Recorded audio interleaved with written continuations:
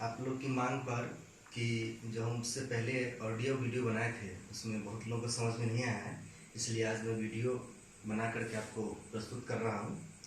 जैसा कि question number 1 हम बना दिए थे, अब हम क्वेश्चन नंबर 2 की ओर जाते हैं। बहुत लोग का मांग था, तो 2 नंबर क्वेश्चन देखिए। क्वेश्चन है 2x - 5y + 4 = 0। फिर है 2x + y - 8 = 0। यही क्वेश्चन है। इसको मान लीजिए समीकरण फर्स्ट, इसको सेकेंड। अब यहां से हम हल लिखते हैं। क्योंकि इसको ग्राफीय विधि से हल करना है, अतः सबसे पहले हम समीकरण फर्स्ट से भुजकोटि सारणी प्राप्त कर लेते हैं। तो आते हैं समीकरण फर्स्ट से।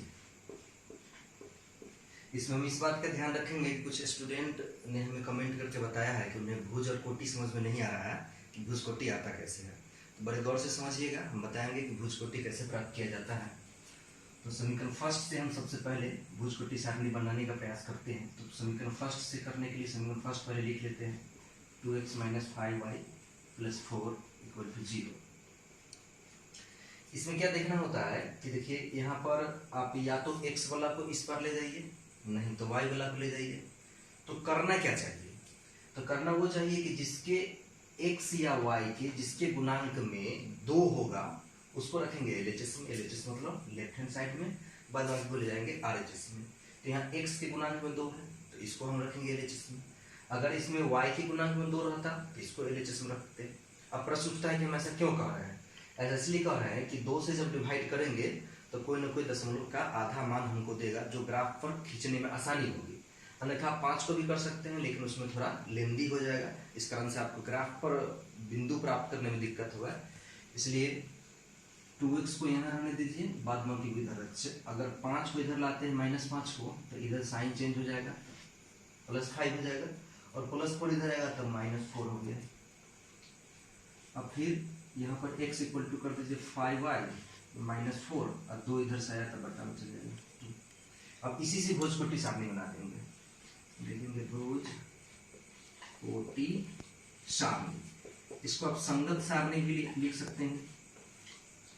तो अब देख लीजिए, जैसा कि निर्देशांक ज्यामिति में पढ़े हैं क्वाड्रेंट ज्योमेट्री में, कि x वाले पार्ट को भुज कहते हैं और y को कोटि कहते हैं।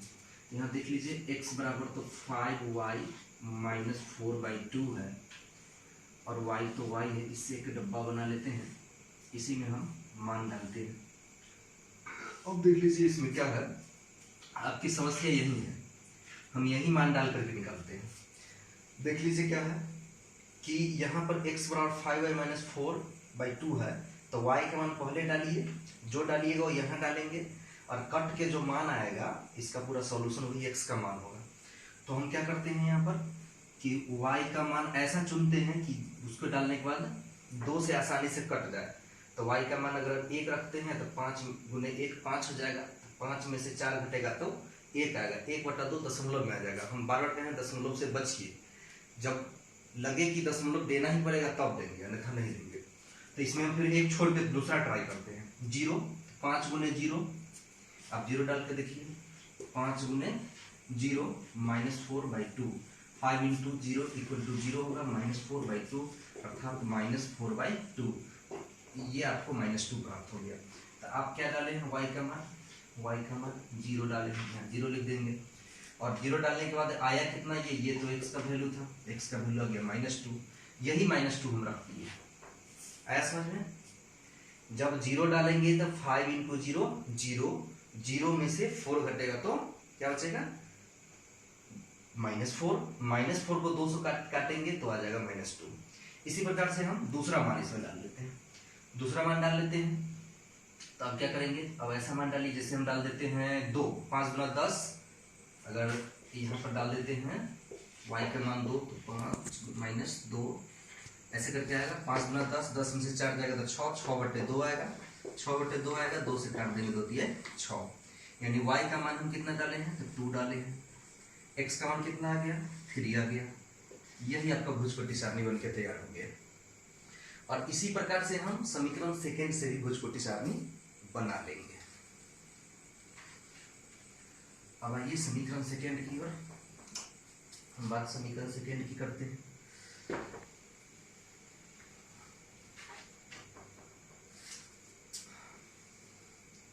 फिर समीकरण सेकेंड से, सेकेंड क्या है उसको लिख लीजिए, 2x plus Y minus 8 equal to 0। अब इसमें हमने एक लॉजिक बताया था कि 2x इधर रख देने के लिए, लेकिन यहाँ रखने से फायदा नहीं है, क्योंकि 2x इधर रखेंगे इस सबको उधर ले जाएंगे तो फिर 2 बटा में चलाएगा, तो लफड़ा क्यों उठाएगा। ये अकेला y है ना, इसको छोड़ दीजिए, बताओ कि उधर ले जाइए, y को यहाँ रखिए बराबर माइनस वाई, 8 इधर आएगा तो क्या हो जाएगा प्लस 8, 2x इधर आएगा तो क्या हो जाएगा माइनस 2x हो गया। अब इसके बाद गुणांक में 1 है, 1 बटा में इसकोई फायदा नहीं, इसलिए यहीं पर छोड़ देंगे। इसके गुणांक में 2 रहता तो बटा में 2 ले जाते, 3 रहता तो 3 ले जाते, लेकिन है नहीं इसलिए छोड़ दिए। अब इससे फिर हम बना लेंगे भुजकोटी सारणी।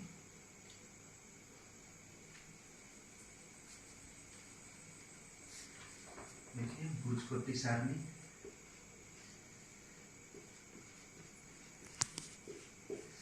वही बात लिखिए, x तो हमारा वही है, y है तो y इक्वल टू है 8 माइनस 2x। गौर करने वाली बात इसमें एक है कि इसमें हम लिखे थे x इक्वल टू, इसमें लिखे y इक्वल टू, जिस टर्म में आएगा उसी टर्म में लिखेंगे, ये नहीं कि ऐसा ही लिखेंगे। आपका मन होगा तो x के टर्म में भी लिख सकते हैं, y के टर्म में भी, जैसा बदलेगा वैसा होगा। तो अब हम यहाँ पर तो हमको x का मान डालना होगा, तो मान लीजिए तो ऐसा मान डाले जो ग्राफ पर आसानी से आ जाए। तो अगर हम x का मान 2 डाल देते हैं तो देख लीजिए 8 माइनस 2 गुने 2, 8 माइनस कितना हो जाएगा 4, 4 आ गया, यहाँ 4 लिखा जाएगा। अगर x का मान हम 3 डालेंगे तो क्या हो जाएगा 2 3 6, 8 में से 6 घटेगा कितना बचेगा 2, मान डाल के हम लिख लिए। अब यही हमारा भुजकोटी सारणी हो गया, इसी के सहायता से आप ग्राफ खींच सकते हैं। रुकना है खाली।